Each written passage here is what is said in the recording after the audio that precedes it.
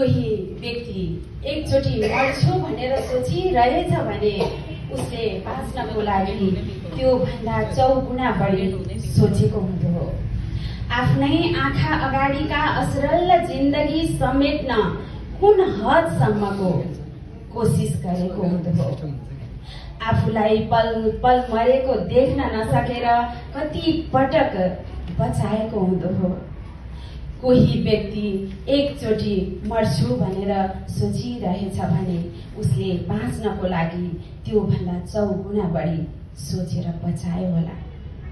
केलायो होला, आफूलाई निफन्यो होला, छर्यो होला, आफूलाई उमार्यो पनि होला, लडायो होला, कयौं पटक उठायो पनि होला, भिजायो होला, अनि फेरि सुकायो होला, बटुल्यो होला, पछि फेरि भिजायो पनि होला। एउटा मान्छेले आफूलाई बचाउन पछार्यो होला, कयौं पटक सुमसुमायो पनि त होला।